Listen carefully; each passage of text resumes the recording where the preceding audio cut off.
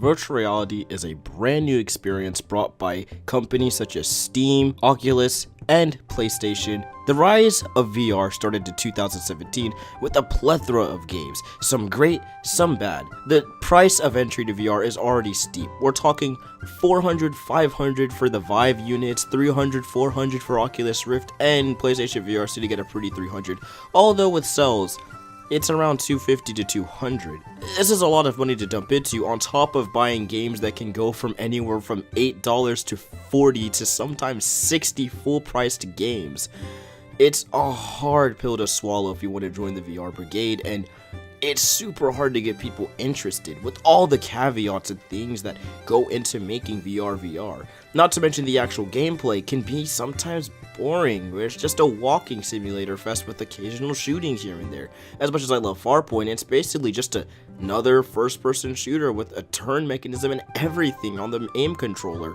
Yes, you can tilt your head to get a more interactive experience, and the tracking is pretty nice, but does any of that really matter in the grand scheme of things? When am I going to feel like I'm the one running? Not a joystick, not anything else. I'm taking control of the game. VR can be cumbersome, annoying, and overall a bit of a mess at times.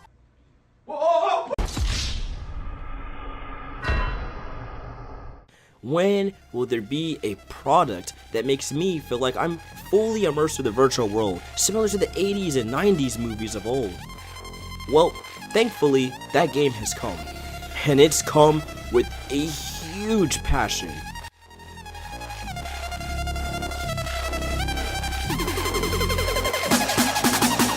The name of the game is Sprint Vector. Let's take a look. Sprint Vector is, in all ways of the word, a unique virtual reality experience. Not a game, not anything else, it's extremely experienced.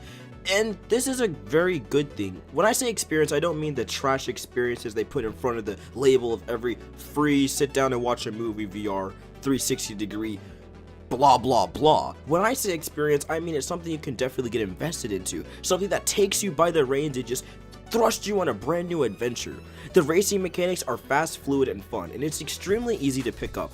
The way you play the game is using two of your PlayStation Move wands, reaching up into the sky and pulling them right down next to your hips while holding onto the triggers and letting go right before they hit your waist-side. As you do this motion to look like you're skating, the more and more you do this, the more and more you build up speed. The faster you go, well, your speedometer shows it, and it's great. The way you turn is simply looking the direction of where you want to turn, and if you want to drift, you could hold on the move button and the trigger and pull it into your body to help you get those tight curves and drifts. Then there's power-ups similar to your Mario Karts and things that can disable people's boost options, disable you from racing completely. There's a double jump feature. There's a way to let you glide by putting your hands out and holding both triggers and turning like you're Superman. And it sounds convoluted, but trust me, when you get in there, it works. All of the buttons are simple. It's just holding down the move button, holding down the triggers, letting go at times, and you get the gist. For example, jumping is literally just holding the move button and bringing both your hands down or one hand down, and you jump while you continue skating.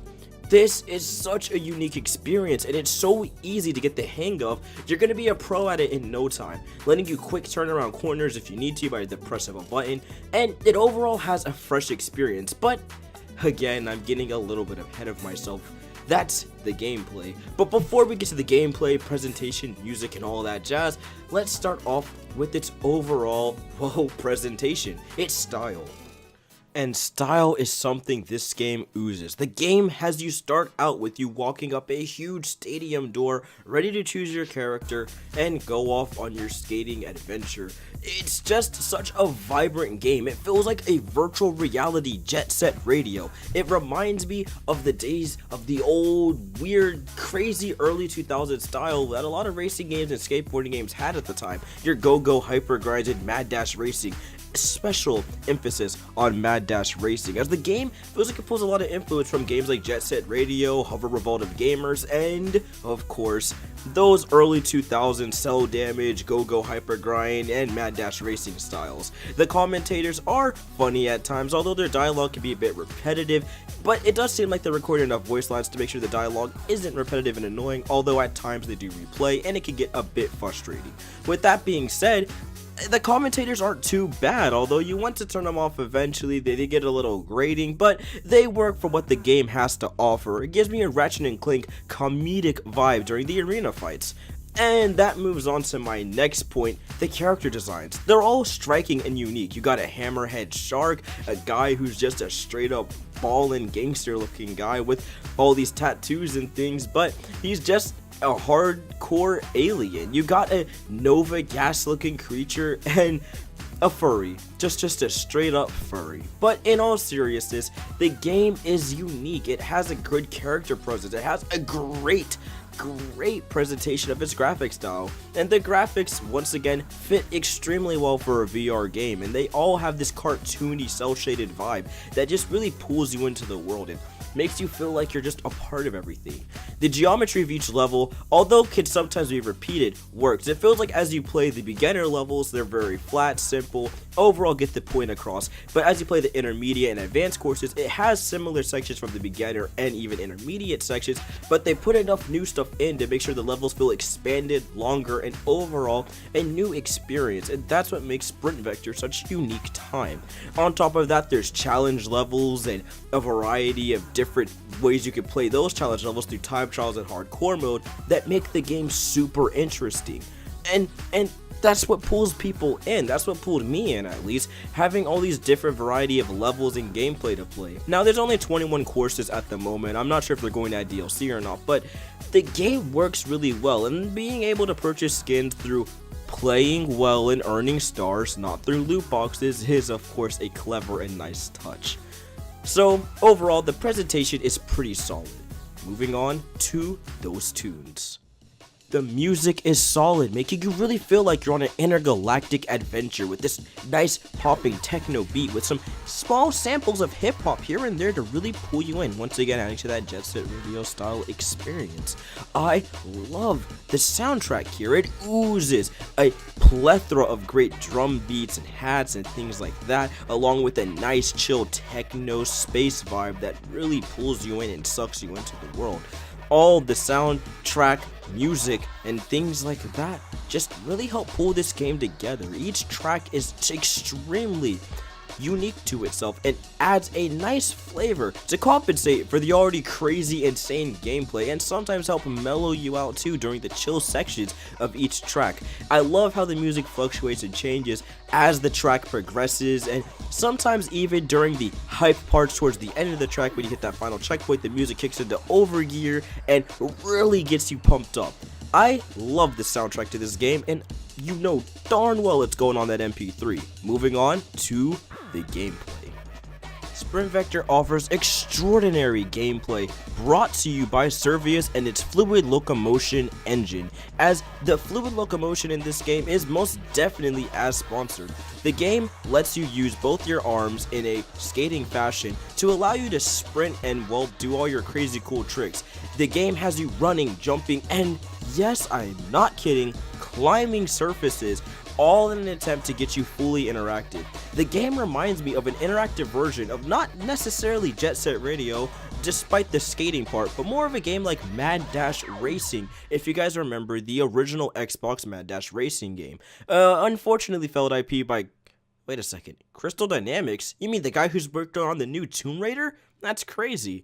But yes, that company. The game feels very much similar to it, and it draws a lot of parallels with the whole climbing sections and flying sections and things like that. Well, I should say gliding, but you get the gist. I thoroughly love what they've done with the Fluid Locomotion. It definitely gives you a workout, and it makes you truly feel like you're in the environment, gliding around through different sections of the track, finding shortcuts, aiming your hand at certain places to blow up things to open new areas and, well, find shortcuts that way. The power-ups offer a unique experience too, allowing you to aim at some of them, plant mines on the ground to disable opponents, put mines on the ground to thoroughly destroy your opponents, literally, and make them explode, and things like that. You could tell they didn't slack and just overall make an experience that was lackluster, to say the least. They actually went out of their way to make something fresh and wholly unique. On top of the tight gameplay, the drifting feels so nice, the jumping sections feel great, and a lot of the times you mess up, it doesn't feel like the game janked you or that you're doing anything wrong gameplay wise or game engine wise, it feels like your fault. It feels like I jumped too soon, I did my air brake too late, I lost my momentum because it's my fault. Although it can get a bit disorienting because you're getting blown back places and flown around and you're flying and constantly doing a bunch of high octane things, I never got motion sick. I may have been disoriented once or twice, that is very true, but not once was I motion sick, not once was I foaming out the mouth or wanting to take off my headset in just pure disgust. I was thoroughly captivated. And I think it's due to the fluid locomotion the gameplay had to offer. Always feeling like I'm in this environment and there's no second party controller holding me back, or it's something just keeping me from the experience. I always felt like I was in the arena, always felt like I was skating around doing everything I needed to do. Everything about Sprint Vector felt amazing. Everything about its gameplay felt tight, responsive, and fluid. And that's the number one thing that's needed in a VR game that this game had offered.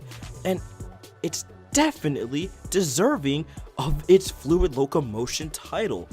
I give huge shoutouts and credit to Service for making such a interesting and unique mechanic that really pulls gamers in, and again, definitely gave me a workout. You're going to be scrambling to climb those green surfaces, you're going to be scrambling to make sure you hit your jumps on time, aiming your weapon, taking down opponents, and having a blast.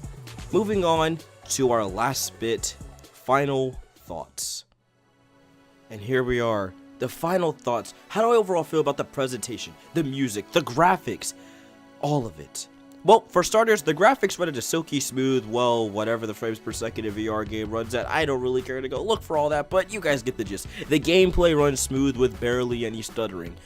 But there's one caveat to all the greatness that is Sprint Vector. Despite the amazing gameplay, fluid locomotion, intuitive controls, everything about the track design is really great. It gets you really interacting, having to crouch during certain tracks and things like that. The online multiplayer is pretty good. Yeah, it's just pretty good. It could use some work. I feel like there could be a couple ranked things, a easier way to vote for things, an easier way to hop into lobbies and stuff like that. And sometimes the online can be a little laggy, which is something you definitely don't want for a VR game at all. But other than that, it's pretty good. Just the lag at times really needs to be fixed, because I hate when people can rubber band in front of me right when I'm about to get first place. But I'm not bitter. What I'm trying to say is I love everything about the game, and there's even statistics for your online matches to show how you've been doing. This game is great. The downside is it has a steep learning curve due to its control scheme and really interactive style. It can hold some players back, but that shouldn't be too big of an issue, especially if you want to get into VR.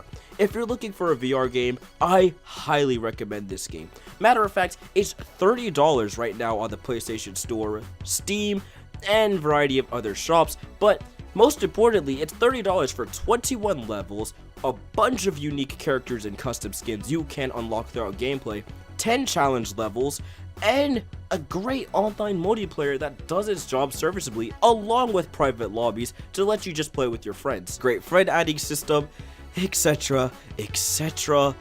This game is great. Amazing graphics, nice gameplay that's fluid and just really sets you in the mood, and it's extremely distinct from all the other VR games on the market. This is one you shouldn't pass up. It's well worth the $30 price tag. If you're a fan of VR, Jet Set Radio, Mad Dash Racing, or obscure fun racing games that don't take themselves too seriously, trust me, you owe it to yourself to check out Sprint Vector, especially if you have VR. Do I recommend buying VR for this game? Well, the answer to that is heck yes. No, actually, check VR out just for this game. This is definitely worth it. You're going to get your price tag. It definitely feels like we're finally there, similar to the movies that we used to watch. This is your boy, Young Falcon, signing out, and I give Sprint Vector a love it recommendation. If you guys are a fan of these types of videos or reviews or any content like that, I highly recommend dropping a like, comment, and subscribe down below. Hope you guys are having a great day, and I will see you guys next time. Peace.